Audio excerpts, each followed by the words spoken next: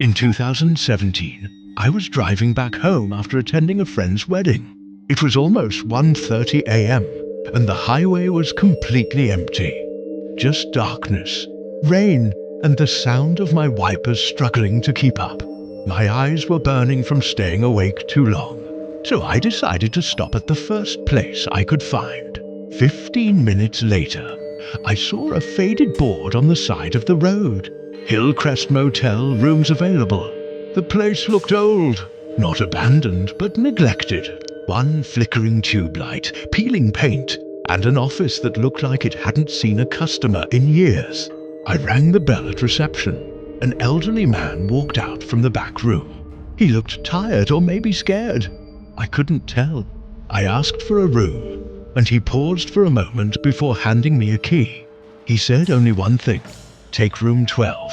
Don't open the door if someone knocks after midnight. His voice wasn't a joke. It was a warning. I laughed nervously and nodded, thinking he was just being dramatic. Room 12 was at the far end of the hallway. As I walked there, my footsteps echoed, like the place was far emptier than it looked from outside. Inside, the room was simple but clean. A bed, a small table, a dusty TV, and a bathroom door slightly open. Nothing strange. I lay down and instantly closed my eyes.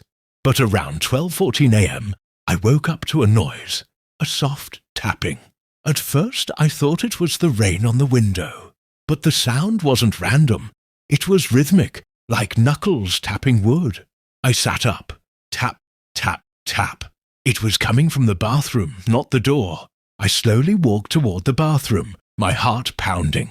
The door was still slightly open, but inside was pitch black. I reached for the light switch. The tapping stopped. I turned the light on.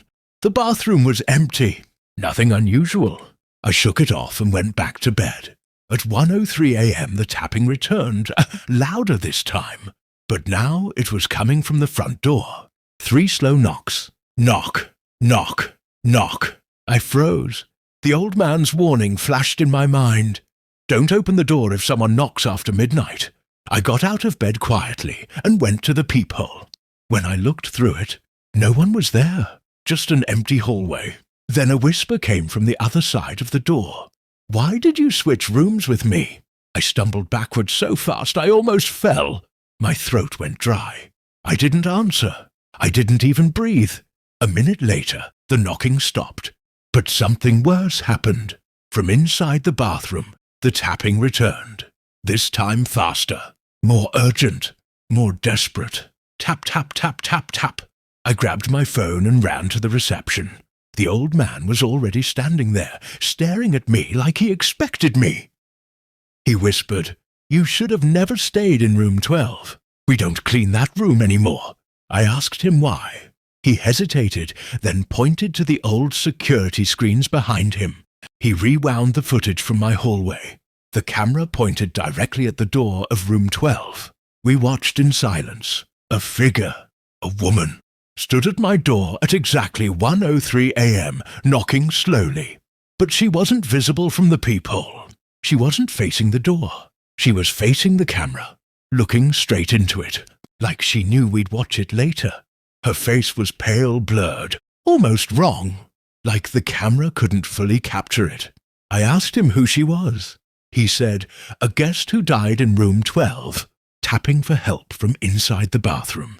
We keep her things in there. Every year someone tries to stay in that room, and she always knocks." I felt cold, numb.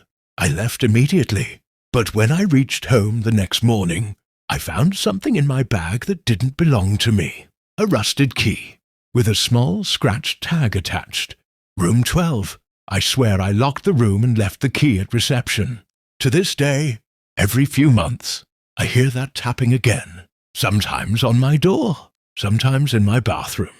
Always after midnight. And always 3 taps. Knock, knock, knock.